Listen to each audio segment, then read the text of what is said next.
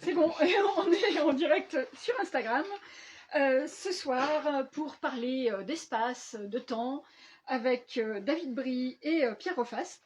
Donc David Brie, on le connaît avant tout pour de la fantaisie, Ouais. et puis aussi quelques romans jeunesse et premières lectures jeunesse super chouettes. Et ce coup-ci, c'est un livre de science-fiction écostellaire qui est à la collection Outre-Fleuve. J'ai bien sûr mon doigt dessus. Voilà. Et puis Pierre Rofast qu'on a déjà vu au Forge Vulcain avec la trilogie baryonique et qui revient justement avec Octome dans le même univers, mais un peu après, voire longtemps après, voire très très très longtemps après. Alors, merci d'être là avec nous. Est-ce que vous pouvez nous... Alors, on va essayer au maximum de ne pas spoiler les livres, même si ça va être un peu compliqué, mais on va se débrouiller. De nous dire un peu de quoi vous parlent vos livres. Tu commences? Vas-y. Bon, il m'a poussé dans la piscine. Oui. Écostellaire, c'est un roman de SF, c'est en effet mon premier roman de science-fiction qui se passe sur une planète lointaine, comme beaucoup de romans de SF. Et cette planète, c'est là où on collecte des chronons. Les chronons qui sont des particules qui servent au voyage dans l'espace. En vrai, dans le livre, on s'en fiche un peu. C'est surtout leur particularité qui m'a tout de suite accroché et qui m'a donné envie d'écrire cette histoire. J'ai imaginé des particules qui forment des sortes d'aurores boréales dans le ciel, dans lesquelles on voit ses souvenirs. Sauf que si on les regarde, ça nous irradie et on meurt petit à petit. Et j'ai adoré cette idée. C'est vraiment le point de départ de cette histoire. Cette planète, elle est, où sont collectés les chronons, c'est une planète qui est désertique, il est bien plus facile d'y mourir que d'y vivre. Et elle est possédée par un milliardaire, comme il y en a certains dans notre monde à nous, et qui possède cette planète et qui l'exploite, et qui fait travailler les gens jusqu'à ce qu'ils en meurent. Il les remplace par des gens venus de la Terre.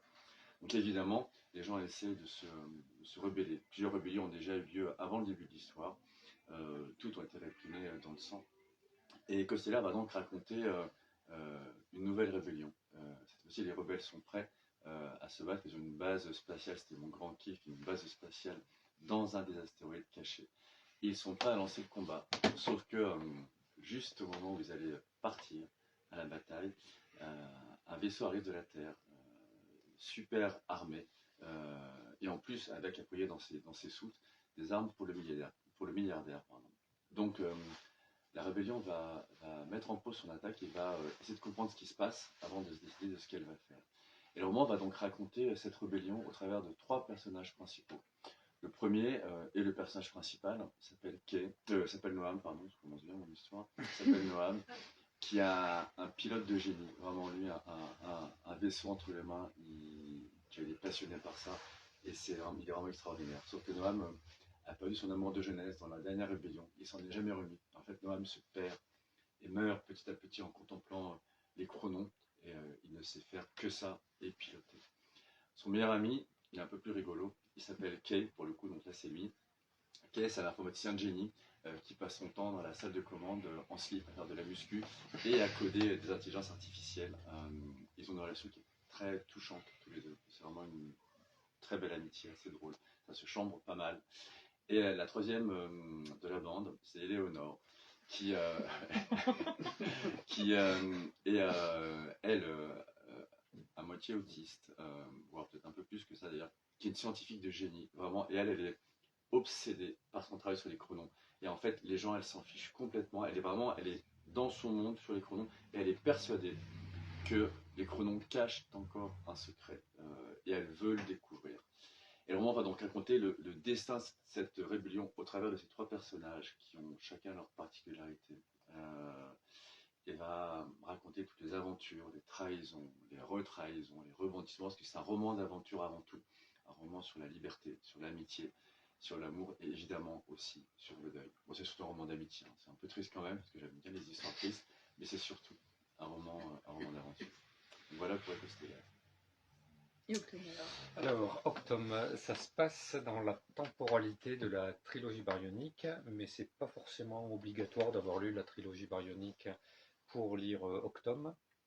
Et en fait, c'est l'histoire d'un gars qui orbite autour d'un trou noir, donc on explique pourquoi, je ne vais pas dévoiler. Et à un moment donné, il y a un problème, il s'approche un peu trop près du trou noir, et vous savez, quand ça se passe comme ça, le temps va se dilater pour lui, et donc il va se retrouver propulsé dans un futur lointain. ça tu as dit tout à l'heure, ça se passait très loin. Et il va retrouver la Terre, et en fait il va trouver la Terre profondément changée, avec notamment plusieurs espèces intelligentes qui cohabitent, donc des espèces humaines, enfin les humains sont toujours là, mais il y a d'autres espèces biologiques intelligentes, et surtout 3 types d'IA différentes. Et donc il va découvrir un peu en mode candide où est-ce que je suis tombé, et ça va être une réflexion essentiellement centrée sur ce qui définit l'humanité. Donc on le voit, alors c'est très un sujet à la mode, hein, l'IA, tout le monde parle de ChatGPT actuellement, où est-ce qu'on va, qu'est-ce qu'on va devenir, etc. Donc là c'est la projection dans plusieurs centaines d'années, que sont devenus les humains. Si l'humanité ne se définit plus par l'intelligence, parce qu'a priori il va trouver des espèces plus intelligentes que lui, par quoi peuvent-elles se définir? Lui, il va être forcément décalé, donc il va venir avec sa sensibilité du 22e siècle, il va se retrouver projeté dans un monde qu'il ne comprend pas et qu'il va essayer de comprendre. Donc voilà, sans trop spoiler l'histoire, c'est un peu compliqué. Oui. Justement, il y a dans les deux cas, même si on ne va pas trop aller en profondeur sur Écostellaire, sur les questions d'IA, mais malgré tout, vous avez mis de l'IA dans vos romans. Vous imaginez actuellement qu'on puisse écrire de la SF qui se passe vraiment dans le futur où il n'y aurait pas d'IA? C'est une obligation maintenant d'écrire de l'IA? Oui. Je pense que quand on lit Dune, il y a eu justement, ils se sont efforcés de ne pas mettre d'IA, puisque ça s'est mal passé. Quand on lit les tomes d'après de Dune, je ne sais plus comment il s'appelle, là, le tome. C'est Omnius, l'esprit de la machine. Oui. Qui a justement, il y a eu une rébellion entre les humains et les IA. À un moment donné, les humains ont dit stop, on arrête l'IA, donc on vit dans un monde où il n'y a plus d'intelligence artificielle.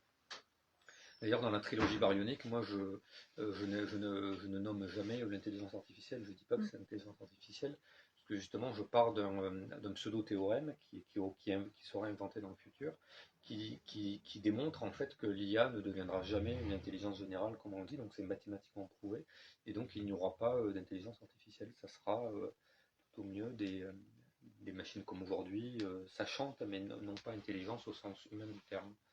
Donc dans le tome, c'est un peu différent, c'est un parti pris un peu différent. Ouais, moi, ma matière, je pense qu'il est super intelligent, Pierre. Ouais, c'est chouette. Alors moi, je suis un peu moins intelligent. Et surtout, je crois, dans ce que j'écris, il y a quand même beaucoup je transpose beaucoup, que ça soit des questions de sentiments en fantasy.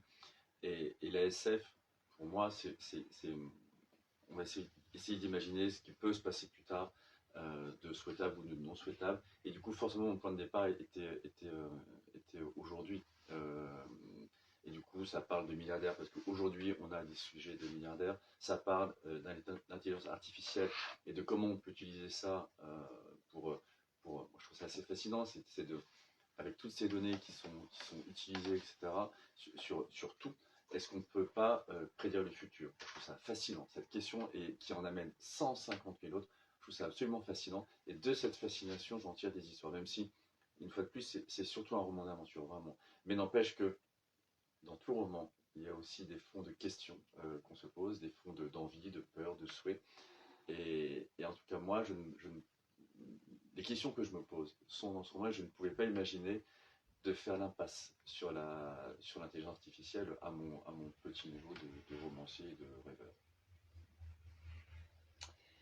Alors, dans Écostellaire, on a Éléonore. Dans la trilogie baryonique et dans le tome, on a Slow et on a Mia. Vous nous avez fait donc des femmes de science. C'était une volonté que ce soit des femmes, les scientifiques importants de vos livres? Alors moi, clairement, alors complètement, pour le coup, mais il n'y a pas qu'elle en plus. Typiquement, le patron de la rébellion, c'est une patronne. Il y a beaucoup de femmes à des postes de pouvoir. Moi, j'ai toujours, hein, la litté, elle est complètement politique. Donc évidemment, et même en jeunesse d'ailleurs, ça, je me bats beaucoup là-dessus pour le répéter, parce que j'écris aussi pas mal de jeunesse, et que les mondes qu'on présente, enfin, c'est un peu ce que je veux dire, c'est que qui sont souhaitables ou à ne pas souhaiter, c'est évidemment super important, et que c'est une volonté complètement assumée d'essayer de faire une sorte de parité, parce que moi j'aime bien la parité, j'aime bien l'altérité. Et que oui, en effet, mettre une scientifique, c'est elle qui va réfléchir. Il y a deux gus qui sont des fois un peu caricaturaux dans leur masculinité, mais que je trouve très attachante. Et que ça soit du coup cette patronne à la tête de la rébellion qui va pousser tout ça, c'est clairement voulu, parce que je ne voulais pas une histoire de bonhomme, je voulais une histoire d'humanité, de passion, d'amour, de deuil, etc. Et que avec que des mecs, ça marche un peu moins bien, je pense.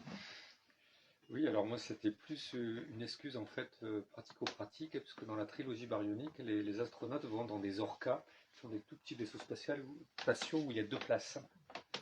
Donc je me suis dit dans l'histoire, alors c'est très old school, hein, je suis vieux, mais je me suis dit, si je mets un homme, une femme, 18 mois, 36 mois, aller-retour, etc., ça va faire bizarre s'il ne se passe rien ou s'il n'y a pas une tension sexuelle quelque part. Et en fait, c'est pas ce que je voulais raconter. En fait, je voulais raconter une vraie histoire scientifique, etc. Et donc, j'ai trouvé simple, et c'est là où c'est un peu old school, j'allais dire, parce que 2 femmes, 2 hommes, aujourd'hui, ça veut plus dire grand-chose. Mais c'est le parti pris, je suis désolé, c'est le parti pris que j'ai fait en disant, au moins, ça sera plus simple de raconter ça. Voilà, mais effectivement, je reconnais que c'est un peu old school. Et pourquoi une femme scientifique? Parce que c'était, voilà, il y avait un vaisseau avec plutôt des intellects, en fait, qui étaient des femmes, et un vaisseau avec 2 hommes qui étaient un peu bourrins, un peu comme tu dis, un peu plus centré sur l'action, un truc qui correspondait à des stéréotypes, en fait, je le reconnais. Voilà. Mais c'est pareil, après Mia est aussi devenue scientifique. Ah oui, oui, alors Mia, oui, oui, alors Mia oui, est aussi. oui, oui, oui, mais alors alors on fait beaucoup dans mon job aujourd'hui. Donc je travaille en informatique et on essaie de favoriser en fait l'appétence des jeunes filles dans les lycées pour les sciences, les mathématiques, l'informatique en particulier. Et c'est très difficile, donc ça fait partie de ce mouvement. Enfin, c'est assez naturel, c'est laborieux. Hein, il faut et voilà, donc ça peut être un exemple parmi d'autres, mais c'était pas vraiment le but c'était pas un bouquin à thèse en disant regardez, il y a une femme scientifique. Ça m'a bien arrangé du point de vue scénaristique, voilà. Moi j'ai une scène que j'y pense là, que j'adore, mais juste pour montrer du coup l'intention de mon côté, c'est qu'il y a une scène où Eleonore du coup est avec les 2 autres, et ils doivent mener l'attaque contre un truc, je vais pas dire quoi, et du coup les 2 gars se préparent, et puis ils disent à Eleonore, reste en arrière, et elle prend un gros blaster, et puis elle dit, vous voulez pas que je fasse le repas aussi en plus? Et puis elle passe devant, et elle a tout défoncé, parce que c'est une des choses qu'elle sait le mieux faire, c'est tout défoncer. J'adore ce truc, par certains aspects, elle est encore plus bourrine que, c'est la tronche, mais elle défonce tout, et j'adore cette scène. Je suis bien marré. Mais on a aussi le côté un peu asocial, clairement chez Eleanor, et même un peu chez Slow et Mia qui. Alors Mia on comprend, mais même Slow, les deux on comprend que vu leur passé, qu'elles aient un peu de mal à faire confiance aux gens et à s'ouvrir, mais c'est. Le scientifique il est obligatoirement. Non, je pense que c'est le casting de l'astronaute en fait. Quand on décide de partir 36 mois dans un vaisseau à 2 personnes, c'est quand même des profils psychologiques spéciaux. Hein. Je pense que tout le monde n'est pas fait pour partir ça. C'est comme les gens qui font sous-marinier en fait.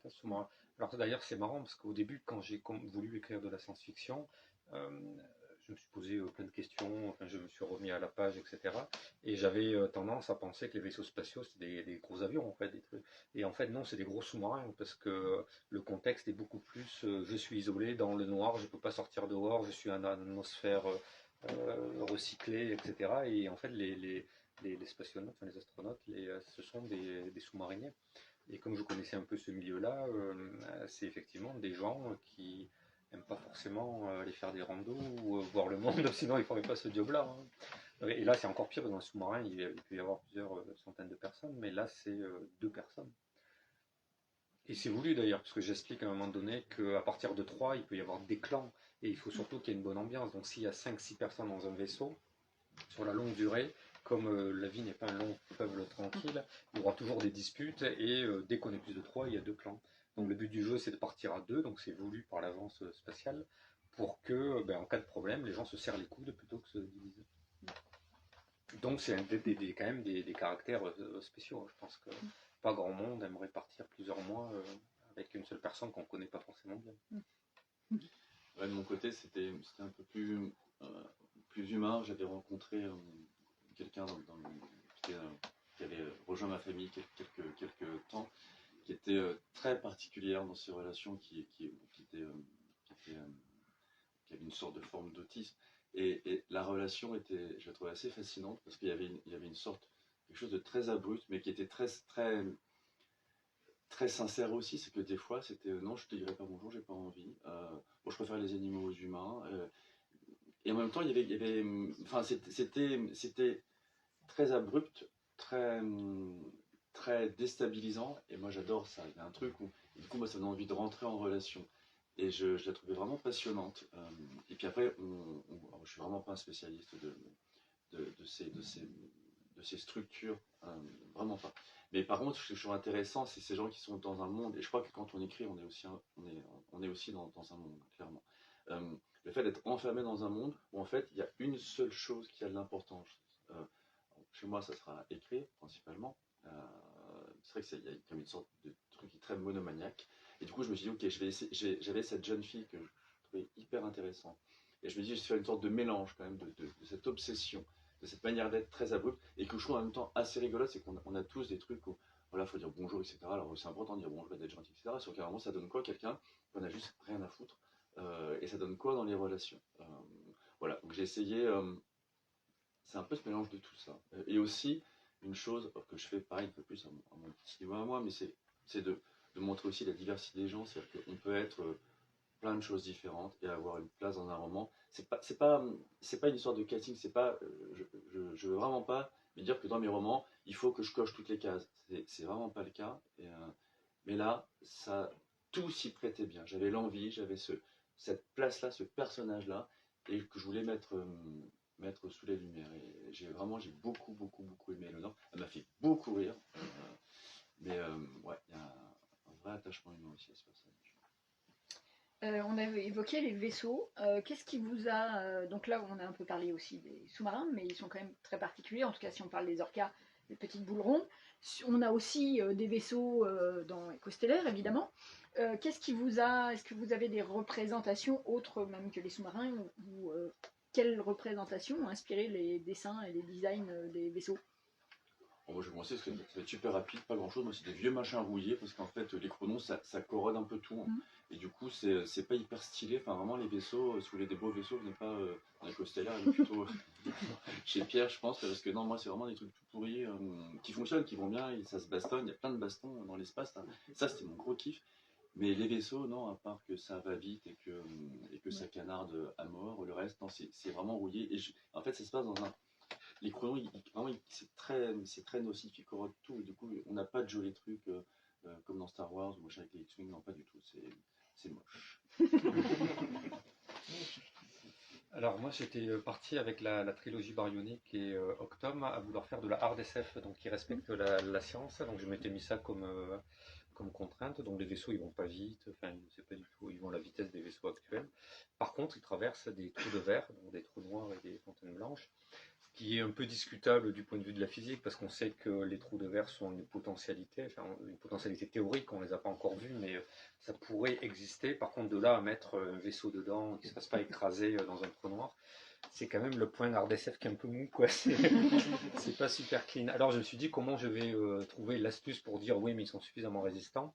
Et la meilleure chose qui est résistante, c'est une sphère en fait, parce que c'est toutes les forces se neutralisent en fait. Donc je me suis dit, bah, j'ai pas le choix. Mon vaisseau, s'il est oblong, il va se casser en deux. Donc il faut forcément que ce soit une sphère qui ait la forme la plus robuste. Donc ce sont des sphères parfaitement lisses, il n'y a rien qui dépasse. Sauf quand ils sont dans certaines phases où tu as des antennes ou des ailettes qui sortent. Donc c'est des sphères noires. Parce que la peinture ça coûte cher. Et puis voilà quoi. Et puis ils sont jaunes sur les couvertures oui, alors, parce que c'est plus joli. Non, alors oui, parce que en fait les couvertures sont faites par Elena et elle a le fin mot de l'histoire, enfin c'est elle la DA, là, comme on dit, et j'ai découvert que sur la couverture ils étaient jaunes, alors pourquoi pas. C'est pas grave. Joli, voilà, comme ça on les confond avec des étoiles. Voilà, c'est ça. Alors, on va repartir un peu dans un sens au début. Pourquoi vous avez écrit de la SF? Ah, je pense que c'est pour les mêmes raisons, enfin j'imagine. Donc moi je viens effectivement de la littérature générale. Oui. J'avais écrit 7 romans avant et donc j'écris parce que ça me fait plaisir, j'aime beaucoup écrire. Et je voulais changer. Quand j'étais adolescente, j'aimais beaucoup la science-fiction. depuis quelque temps, la science-fiction, j'ai l'impression que ça revient à la mode au travers des séries, des films, Netflix, etc. Il y a beaucoup de choses. Et je me suis dit, bah, tiens, j'ai envie de me faire plaisir et de retomber à mes amours d'enfance, entre guillemets, et d'écrire de la science-fiction. Donc voilà, donc ça a duré quand même 3 ans, hein, le temps de revoir pas mal de classiques, de films, de me remettre à niveau, parce que la science-fiction que je lisais, c'était très des old school, c'était des Asimov, des Bradbury, des Clarke, etc. Ça a quand même pas mal évolué en 20 ans, 30 ans. Donc j'ai quand même relu et je me suis dit qu'est-ce que j'ai envie d'écrire et surtout qu'est-ce que j'ai pas envie d'écrire en fait. Quel type de SF je veux écrire. Et puis voilà, et donc j'ai fait ça comme un petit projet et de fil en aiguille, j'ai eu l'idée de la trilogie. Alors je voulais écrire une trilogie parce que pour l'histoire de bien installer, on en parlait tout à l'heure avec David, là je considère que écrire de la science-fiction, c'est pas comme de la littérature générale, parce qu'en plus de l'histoire, il faut inventer un monde, ce qu'on appelle le world building. Et ça demande quand même un effort qui, pour moi, était conséquent, surtout que je voulais faire de la hard SF, donc les choses qui tiennent la route sur le long terme, sur une trilogie. Donc j'ai beaucoup investi sur la création du monde, et je voulais pas le faire un seul volume et le jeter et passer à autre chose après. Comme je suis assez feignant, je me suis dit je vais le rentabiliser sur plusieurs volumes. Donc voilà pourquoi je suis parti sur la trilogie, plutôt hard SF, parce que c'est mon tempérament de scientifique, ça m'amuse plus que Star Wars et ils sont dans l'espace. Enfin, j'ai tendance, j'ai tendance, en fait, c'est mon petit défaut quand il y a des trucs vraiment impossibles dans un film, ça me sort du film. Je pense que ça vous est tous arrivé. On passe 5 minutes à discuter du truc alors qu'on perd le fil, quoi. Donc ça, je voulais quand même un truc qui tienne la route et c'est pour ça que de la hard SF, de la science-fiction, parce que ça, en tant que geek, c'est aussi hyper marrant à écrire, hein. On peut se faire plaisir et renouer avec des fantasmes d'adolescents. Voilà. Moi, j'avais pas envie de faire de la SF. Ah. Non, c'était vraiment pas mon truc. Après, j'en lis. Hein. Après, moi, je lis tout. Moi, j'adore lire. Et en fait, c'est l'éditrice qui m'a dit un jour, quasiment, t'es pas cap. Vraiment, t'es pas cap. Et sauf que quand j'ai dit, tu vois, après, je me suis dit, mon Dieu, qu'est-ce que je vais écrire hein. C'était vraiment, pour le coup, ça a été un gros sujet, parce que j'ai fait le malin au début, mais après, j'ai vite déchanté. Et j'ai beaucoup réfléchi à qu'est-ce que j'allais pouvoir écrire qui allait me ressembler, qui allait pas me trahir, ou les gens, parce que en tant qu'acteur, moi j'aime bien retrouver chez les auteurs et les autrices que je lis, il y a toujours un ingrédient ou 2 ou 3 ingrédients que je vais aller chercher que je veux retrouver. Et c'était vraiment l'occasion pour moi de réfléchir à tout ça. Pourquoi j'écris, qu'est-ce que je raconte et qu'est-ce qui me touche dans ce que j'écris. Et du coup, j'ai beaucoup tergiversé, j'ai beaucoup réfléchi et, en me disant est-ce que je vais y arriver un jour. Et en fait, l'idée qui m'a fait comprendre que j'allais y arriver, que j'aurais l'envie en tout cas d'écrire, c'est ce que je racontais un peu au début sur les chronos. C'est vraiment cette idée de cette particule qui nous fait voir nos souvenirs et qui nous tue en même temps. Et ce truc-là, cette dualité, c'est exactement ce que j'adore. C'est quelque chose qui pourrait nous faire du bien et qui nous tue, ou l'inverse, qui nous tue, mais qui, enfin bref, dans lequel on se perd. Je trouve ça très mélancolique en fait. Et ça, pour le coup, j'adore ça. C'est vraiment mon kiff ultime quand j'écris. En tout cas pour les adultes. Pour la jeunesse, je fais des trucs plus sympas quand même. Et à partir de ce moment-là, j'ai commencé du coup à m'ouvrir. Je savais que j'avais ma graine, la graine de mon histoire. Et après, moi j'aime beaucoup c'est les relations humaines. Et il y a un truc qui m'est venu très vite, c'est une chanson, c'est une chanson anglaise qui me tourne dans la tête et puis ça me sort des trucs, des idées des fois qui me touchent. Et il y avait 2 choses que je voulais vraiment raconter. La première c'était, et je ne savais pas comment j'allais faire au début, je voulais une histoire d'amour qui allait défier le temps et l'espace. Et rien que ces mots-là, j'avais une beauté incroyable. Comment faire? Comment est-ce que moi j'allais faire pour raconter une histoire d'amour si immense qu'elle allait défier tout ça. Et l'autre chose, c'est que je voulais aussi raconter, même si pour le coup c'est plus dans le world building, etc., mais ce truc, moi j'adore regarder le monde actuel, etc. Et ces milliardaires qui investissent des fortunes pour devenir immortels, qui ont un pouvoir phénoménal, et en plus, je l'ai écrit avant les élections américaines, mais on voit bien que dans certains cas, ils ont un pouvoir fou. Et du coup, voilà, j'ai essayé de mélanger un peu tout ça, et je voulais vraiment un roman d'aventure, pas un truc. En fait, j'ai très vite peur de m'ennuyer, même quand j'écris. J'ai besoin de changer, mine de rien. Je fais de la fantaisie, mais j'ai fait aussi un peu de fantastique, tout ça. Je fais d'adulte, de la jeunesse, que j'adore faire une sorte de ping-pong et jamais être dans le repos. Et jamais être. Pierre, moi je trouve ça fascinant, les gens comme Pierre qui inventent un monde et qui où ils connaissent tout par cœur, etc. Et ils vont creuser le fourré, en sortir plein de trucs passionnants. Moi, je peux pas, moi, ça me fait suer. Mais par contre, en tant que lecteur, j'adore, je trouve ça génial, mais en tant qu'écrivain, non. Et du coup, je me suis dit, ok, j'ai jamais fait de roman d'aventure, et j'avais lu notamment Pyramide, un roman de SF que je vous conseille, qui est, je trouve, excellent.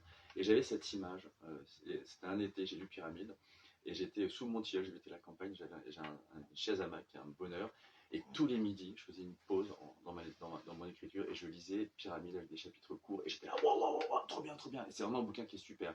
Et du coup, c'est ce mélange de tout ça qui m'a fait dire, ok David, essaye de faire quelque chose qui va être ton roman d'aventure à toi, avec ton histoire d'amour de dingue, avec tes chronos qui butent tout le monde, et essaye de faire de la mélancolie et de l'aventure. Est-ce que tu vas y arriver? Et au début, j'étais vraiment flippé pour le coup. J'ai dit, est-ce que je vais réussir? Et vraiment, les premiers chapitres ont été beaucoup de questionnements et beaucoup de doutes, ce que des questionnements, je me répète, bravo. Mais par contre, il y a eu un plaisir vraiment dingue sur l'aventure, sur le rythme. J'ai voulu faire quelque chose de très rythmé, j'ai voulu faire quelque chose où on se marre un peu. Et moi, je me suis beaucoup marré à l'écrire. J'ai évidemment un peu pleuré à la fin, parce que la fin est un peu triste, mais pas que. Et du coup, ouais, au final, c'était un plaisir incroyable. Donc voilà pourquoi je suis arrivé à ce roman. Je pense qu'il y en aura, enfin, j'ai d'autres idées de romans, le tome 1 qui sera SF, j'y retournerai sans doute, mais ouais, c'était trop bien, vraiment trop bien. Enfin, pour moi en tout cas, j'espère que vous aimez. Comme quoi, les gens qui lancent comme ça des défis, c'est bien aussi. Hein. Ouais. Mais moi, je trouve ça bien de sortir de sa zone de. Enfin voilà, l'idée, c'est de surtout pas avoir de zone de confort, de jamais se dire c'est bon, je sais faire et je vais refaire la même recette. Ça me fait très très peur. Et donc, on a les chronons, on a entre autres le trou noir, mais beaucoup d'autres choses aussi. Qu'est-ce que vous faites comme recherche pour des livres comme ça et comment? Alors, Octom, c'est quand même une réflexion, comme je l'ai dit en introduction, sur l'humain, l'humanité, ce qui nous constitue, l'intelligence artificielle. Et en fait, ce sont des questions, comme je disais aussi, qui sont très contemporaines, qu'on se pose au boulot. Et notamment avec la différence entre ce que l'on peut faire du point de vue technologique, du point de vue scientifique, mais tout ce qu'on peut faire du point de vue technologique, par exemple, n'est pas légal. Donc après, il y a la dimension légale qui restreint.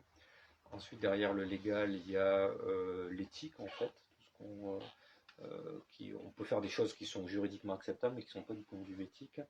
Et ensuite, une fois qu'on choisit, qu'on réduit encore à l'éthique, il y a ce qui est l'acceptable, en fait, par les travailleurs, par les gens, par n'importe qui. Et donc, ce genre de poupée russe, en fait, où on réduit le scope du techniquement possible à ce qui est réellement, moi, c'est des questions qui me passionnent en fait, enfin, qui sont vachement intéressantes, qui sont très d'actualité. Et donc j'ai pas mal creusé ça. Alors c'est l'avantage, c'est que j'ai organisé des tas de workshops, comme on dit au boulot, on s'est enregistré enfin, sur ce sujet-là, mais en fait ça m'a servi à la fois au boulot et à la fois pour écrire, parce qu'en fait quand on réfléchit à plusieurs sur quelle va prendre la place de ChatGPT demain dans la société, en fait on fait de la science-fiction, hein, parce qu'il n'y a personne qui a raison, on est incapable de se projeter à 2 ans, même 2 ans c'est très long aujourd'hui.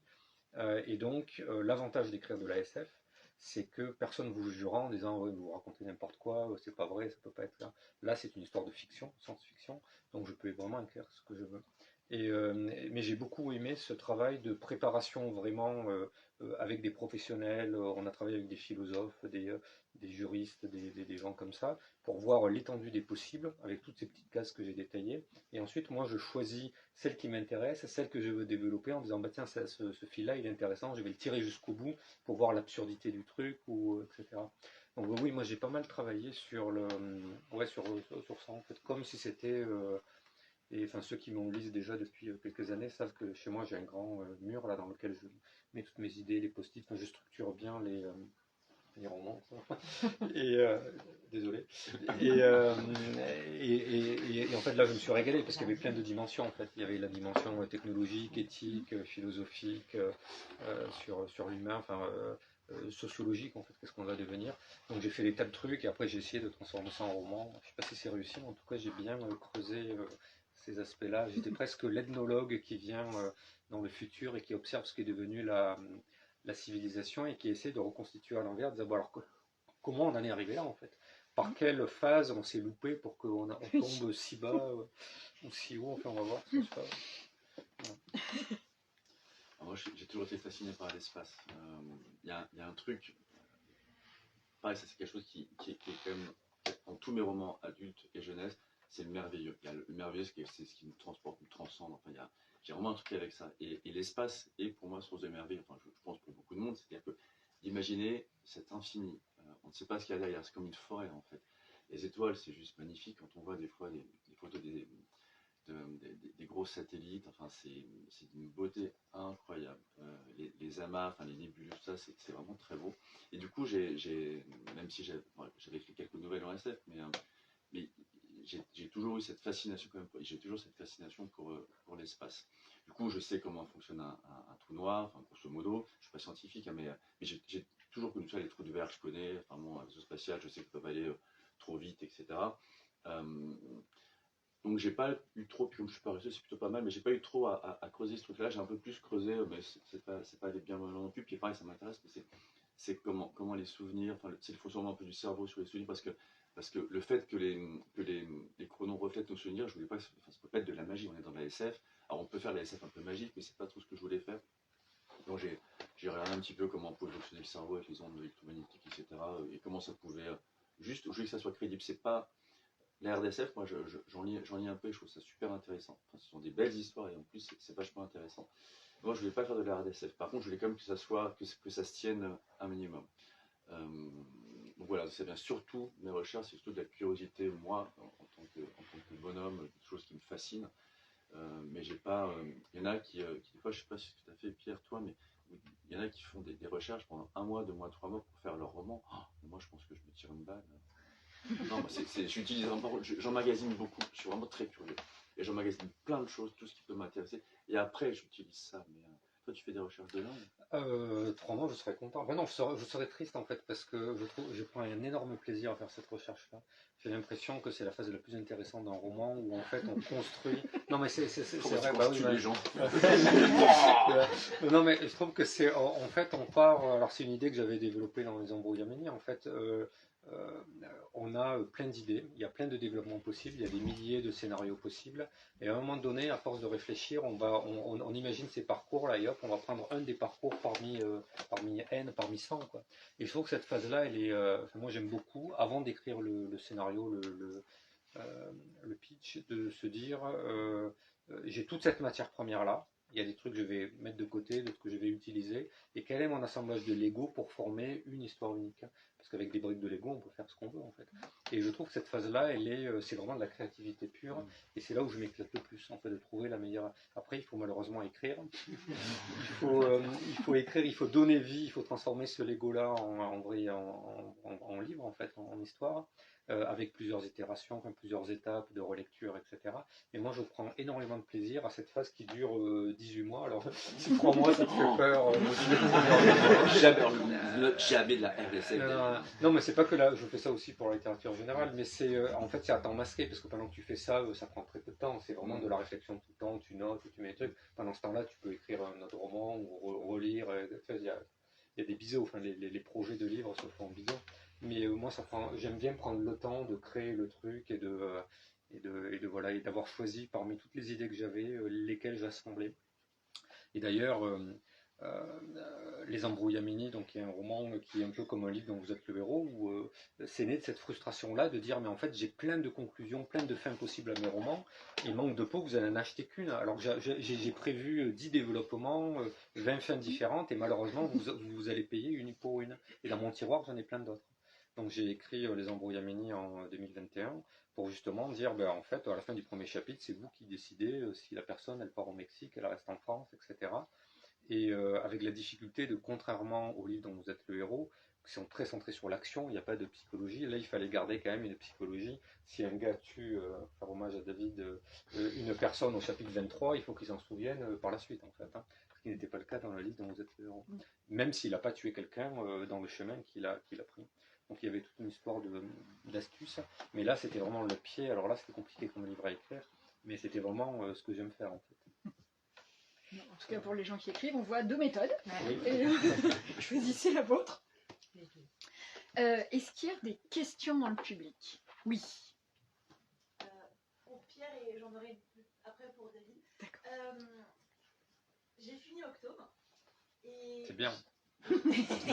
j'ai adoré. Tout va bien. Non, c'est juste, ça m'a beaucoup fait penser à Hibernatus et avec un regard en arrière de Bellamy justement aux forges, parce que dans les deux cas, il y a aussi, enfin Hibernatus moins parce que c'est voilà, mais Bellamy, il y a un énorme travail social sur comment on voit cette société avec ce décalage énorme.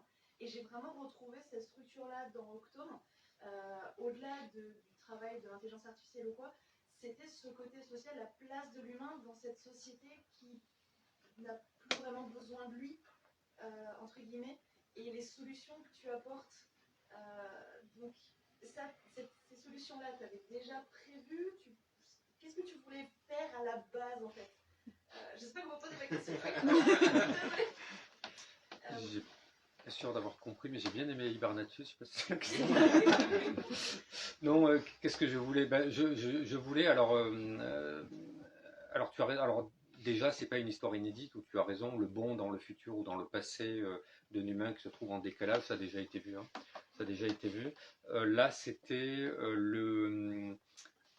mon message, enfin s'il y a un message, c'était vraiment la projection qu'on voit aujourd'hui avec les chats GPT où tout le monde dit ça va nous abêtir, ça va nous ci, ça va de ça, ça va devenir plus intelligent. C'était vraiment de tirer le fil de cette hypothèse-là en disant ok, si ça arrive, on va devenir quoi en fait?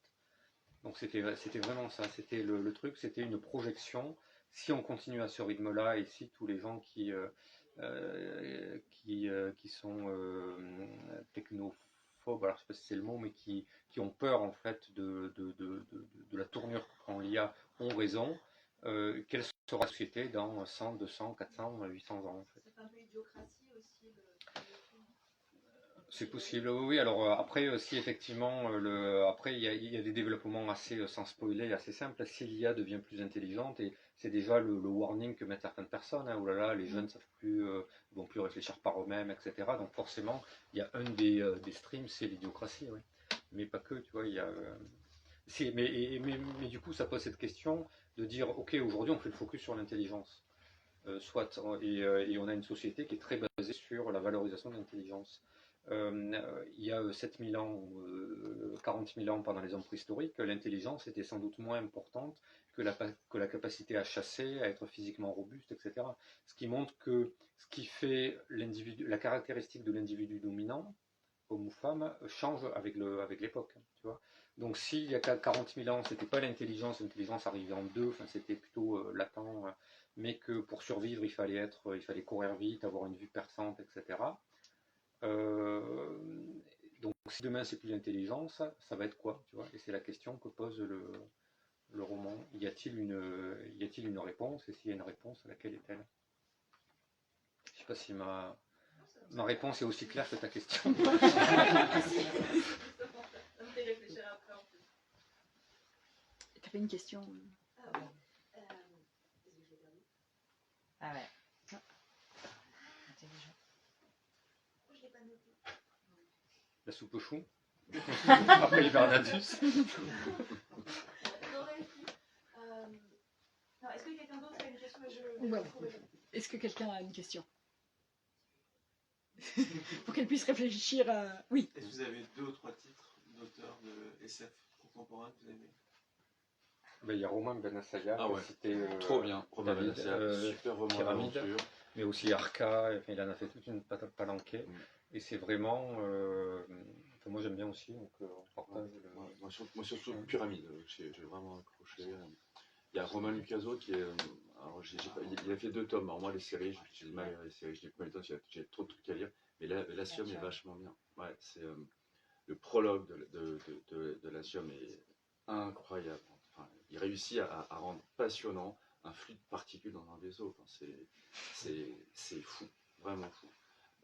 Ouais, donc moi j'ai ces deux-là qui me viennent vite fait. Il y en a beaucoup, alors j'en lis énormément parce qu'on a la chance d'avoir une éditrice qui nous envoie pas mal de nouveautés. Un des derniers, parce que je ne me souviens pas de tout, j'ai lu L'Humaine de Laurent Jeunefort, qui est aussi très très bon, que j'ai trouvé brillant justement dans cette construction. Et après j'ai compris, il a construit un univers avec des portes qui permettent d'aller dans un endroit de l'univers. Et en fait il réutilise cet univers dans plusieurs romans. Donc je trouve que c'est assez sympathique, c'est la méta lecture, ça me fait fantasmer ça aussi, d'avoir un méta univers au-delà de son livre. Donc c'est cool ça. Mais il y en a plein, enfin, on pourra t'envoyer une liste après. Tu as retrouvé ta question. Ça va être aussi brouillon que pour Pierre, je suis désolée David. Moi j'aime bien le chaos, tu peux y aller. Je suis le chaos incarné. Dans ton roman concrètement, est-ce que tu es plus proche de tel ou tel personnage, parce que tu as dit que tu appréciais beaucoup Éléonore en tant que personnage, elle t'a fait beaucoup rire, mais justement ça veut dire que les personnages entre guillemets vivent en dehors de toi et tu les découvres au fur et à mesure de l'écriture, où tu as déjà ton scénario déjà prêt, tu sais que tu veux leur faire telle ou telle chose, les amener à tel ou tel endroit, et des fois ton esprit va ailleurs et les personnages prennent vie et font ce qu'ils veulent et ça chamboule tout ton scénario. J'ai toujours été fasciné par ces auteurs et ces autrices qui disent que les personnages prennent vie. Alors moi je suis quand même un peu autoritariste. C'est pas bien, mais alors là c'est mon 24-25e roman, je crois, donc je suis plus détendu. Quand j'ai commencé, je ne pouvais pas écrire tant que j'avais pas le début, la fin, et je faisais un résumé de chaque chapitre. Enfin, et je faisais tout ce travail-là, je connaissais l'histoire par cœur, et ensuite j'écrivais l'histoire que j'avais résumée déjà. Et je suivais ça d'une manière vraiment à la lettre, et ça me rassurait beaucoup, et ça me permettait d'arriver à la fin.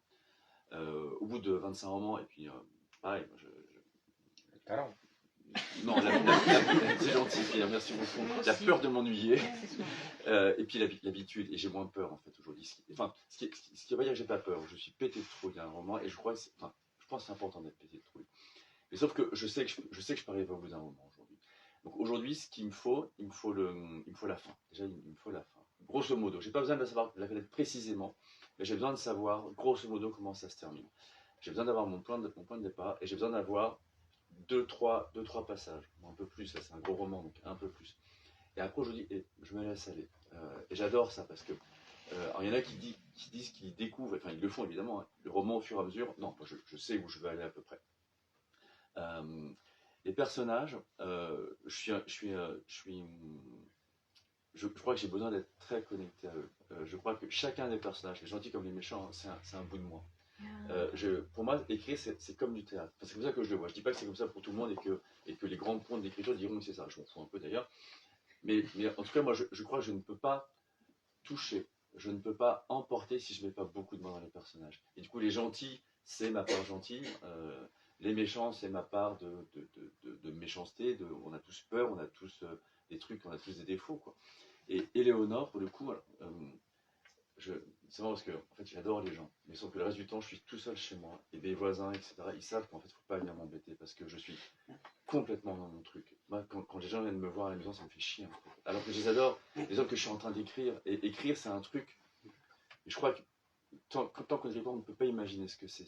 Ça nous enferme, et on aime ça, hein, mais c'est une bulle, c'est quelque chose d'assez qui peut être flippant, et c'est ce que j'ai imaginé pour Éléonore, qui elle est dans ses recherches. Mais elle a complètement mon truc de renfermer, et les gens, mais venez pas me dire bonjour, je ne veux pas qu'on me dise bonjour, je suis en train d'écrire un roman, qui sera bon, pas bon, peu importe, mais je suis là-dedans. Donc elle me ressemble beaucoup, Éléonore, mais tous me ressemblent.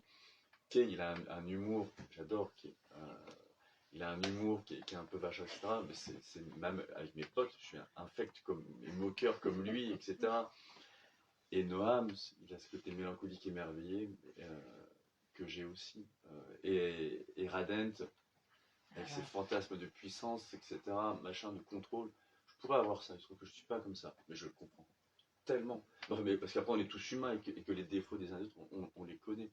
Donc, tous les personnages, Carloman, qui est un personnage qui est incroyable, qui a une toute petite place dans ce monde, il me touche terriblement, parce que, bon, je ne vais pas trop en révéler, mais Zulmira qui est cette meneuse, et moi j'aime bien aussi mener des fois. Voilà, tous vraiment ils ont un peu de moi, et c'est comme ça que je les fais vivre, et c'est comme ça que j'essaie de les rendre crédibles, parce que c'est fondamental qu'ils soient crédibles, avec tous leurs différents aspects. Et c'est pour ça, comme ils sont pour moi très vivants, et comme c'est vraiment comme si je les jouais, c'est vraiment du théâtre, vraiment j'insiste là-dessus, pour moi c'est ça. Et du coup, forcément j'ai de l'attachement pour eux parce qu'ils vivent là-dedans. Alors je suis pas dingue, mais ils vivent vraiment. Ouais, même mes romans précédents, les personnages, j'ai un attachement de dingue. Vraiment, voilà. Donc je puise là-dedans et puis un tout petit peu dans mes proches, mais très très peu, c'est surtout en moi que je puise. Ce que tu dis sur les bulles d'écriture, en fait, ça me fait penser à une anecdote. Il y a quelques années, j'ai eu la chance de visiter l'usine Boeing à Seattle, qui est la plus grosse usine du monde, qui fabrique les gros Boeing. Donc c'est énorme, enfin, c'est un truc hallucinant. Et ça se visite en fait. Donc il y a des bus qui circulent à l'intérieur de l'usine pour faire visiter. Et donc il y a des zones où en fait on a le droit de parler boulot et d'autres pas parler boulot parce que c'est confidentiel, il y a des visiteurs. Et les zones où on n'a pas le droit de parler boulot, il y avait marqué zone de non-discussion, quelque chose comme ça, avec un logo, etc. Donc j'ai récupéré ça et je l'ai mis sur la porte de mon bureau en disant ceci est une zone de non-discussion. Ouais. Venez pas m'emmerder, effectivement, parce que je suis d'accord avec toi, on se crée, en fait ça prend quand même un peu de temps de rentrer. Moi il me faut bien un quart d'heure avant d'être vraiment dans ma bulle, de retrouver tout l'univers, un peu comme quand ça apparaissait. Et dès qu'il y a quelqu'un qui me parle, pouf, il y a la bulle qui éclate, comme une bulle de savon. Et donc il faut un quart d'heure de nouveau pour rentrer, donc c'est terrible. Et donc alors ça a créé au début quelques tensions avant que les personnes comprennent que en fait il faut pas déranger quand on écrit, quoi. C'est pas, on rigole pas, alors c'est un métier. Et deux, en fait, il faut énormément de temps. Et comme moi j'écris sur des laps très courts, enfin j'ai malheureusement pas énormément, j'ai 2 heures max, il faut qu'en 2 heures ça soit productif. Si on m'interrompt tous les quarts d'heure, je suis incapable d'écrire. Donc j'ai mis cette autocollant là sur la porte. Zone, alors c'est zone de discussion restreinte ou un truc comme ça, c'est assez marrant. Oui. Question. Non. Oui. 2 questions. Alors, c'est une question pour David Bailly. Est-ce que cette expérience dans la SF vous a plu? Ou est-ce que vous allez repartir en fantasy? Et j'en profite, moi, pour mettre la mienne. On manque un peu de SF en jeunesse, si ça vous a plu. Est-ce qu'on pourrait envisager un plan du chaudron dans un vaisseau? Alors ça, bah, après, je vais vous raconter ça. Alors, ça, j'ai vraiment adoré. J'ai vraiment adoré. C'est vraiment parce que j'étais tellement flippé quand j'ai sorti ce bouquin parce que bah, on l'a dit là, c'est qu'en fait, c'est long. Alors, c'est pas douloureux. Hein. Enfin, moi, je trouve pas ça douloureux l'écriture. Il y en a qui trouvent ça douloureux. Moi, c'est un plaisir, mais c'est un travail qui est titanesque. Un roman. Enfin, un clan du chaudron, c'est tout petit, c'est pour les enfants. Ce que je fais pour les enfants, c'est marrant, ça s'écrit vite, c'est petit. Alors, c'est du travail, évidemment, mais un roman comme celui de Pierre, comme le mien, enfin, il y a 18 mois de recherche. Moi, il y a 18 heures, et encore. Mais n'empêche que, bon, blague à part, mais c'est des montagnes à écrire. Et du coup, j'ai pas dit ce que je dire, mais oui, non, moi j'ai adoré écrire, malgré la trouille que j'ai eue. Et oui, ce qui est marrant, c'est ça que je dis, c'est qu'en fait, j'avais vraiment très peur, parce que comme je sors de ma zone de confort, et moi j'adore ça, je me dis, mais comment est-ce que ça va être reçu, etc. Et les premiers retours que j'ai eus, c'est David, il faut que tu refasses de la SF. Donc ça m'a touché, ça m'a fait plaisir, ça m'a rassuré, parce qu'on a besoin d'être rassuré, je pense, comme tout le monde. Et du coup, je retournerai en SF. Alors, pas tout de suite, parce que je crois que je l'ai beaucoup dit, mais alors moi, il faut que je change tout le temps, pour jamais m'installer. Donc le prochain que je vais commencer à écrire au mois de janvier, parce que je suis un peu obsessionnel sur ça sera un peu plus comme La Princesse au visage de nuit, qui est un polar contemporain.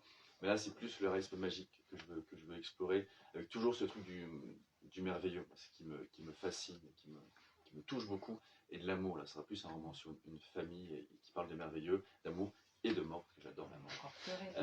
Mais par contre, je sais déjà celui que je vais écrire après. Alors, j'aurai des romans jeunesse entre-temps, mais le roman que je vais écrire après, qui s'appellera sans doute L'homme fragmenté, sera un roman qui va se rapprocher de la... Ça ne sera pas dans le futur, mais j'ai envie d'utiliser... Moi, je suis quand même assez fasciné par le temps, les choix, cette idée de destin. Les chronos m'ont ouvert quelque chose aussi avec tout ça. Donc, L'homme fragmenté, c'est un roman qui me part d'écrire. Je suis en train de...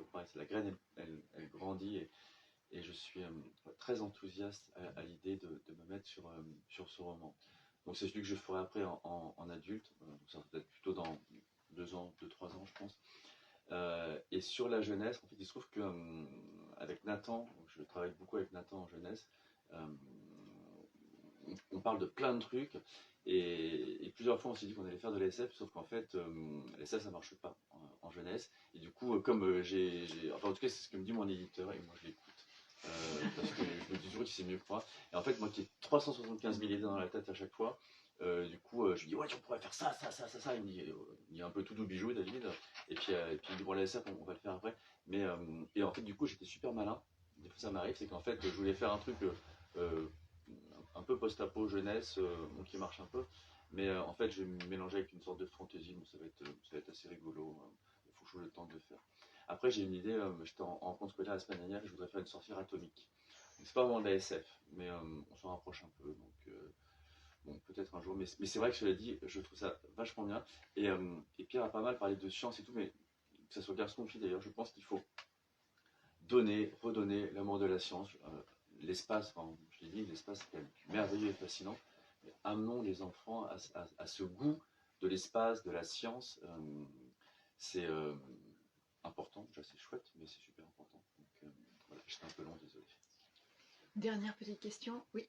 Moi j'avais une question qui rejoint un petit peu la question précédente. Vous venez du monde de la fantasy. Comment on se défait des codes de la fantasy, des réflexes du world building de la fantasy pour aller vers de la science-fiction?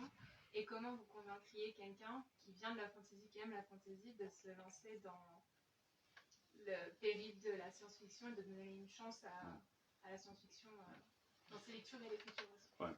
Alors, il se trouve que moi j'écris de la fantaisie, mais je lis vraiment de tout. Je lis de la poésie, je lis des essais, je lis de la littérature générale, je lis de la jeunesse, je lis vraiment de tout. Et peut-être qu'en lisant Écossaire, on me dira, David, en fait, non, c'est carrément de la fantaisie. Peut-être, mais je crois qu'il faut juste essayer d'être réaliste, d'être crédible. Après, ce sont aussi des espaces connus. Hein, je viens de la SF. Je ne révolutionne pas la SF, j'en suis pas capable, j'ai pas ce talent-là, j'ai pas cette prétention. Enfin, vraiment, j'ai rien pour révolutionner la SF. C'est pas mon boulot. Mon boulot, c'est raconter des belles histoires, et là, c'est vraiment un roman d'aventure. Donc moi, je trouve pas ça compliqué. C'est-à-dire que j'ai écrit aussi un polar, La princesse visage de nuit. Pareil, j'ai clairement pas révolutionné le genre, je voulais juste raconter une histoire qui s'y prêtait. Donc je pense que, je crois que la meilleure manière d'apprendre à écrire, c'est de lire. Alors pour le coup, lire, enfin, je lis, je suis pas celui qui lit le plus, mais je lis énormément quand même. Enfin, quand j'écris pas, je lis en fait, ou je fais à manger. Donc là-dessus, ouais, je pense qu'il faut vraiment s'appuyer sur son expérience de lecteur. En tout cas, c'est ce que moi j'ai fait.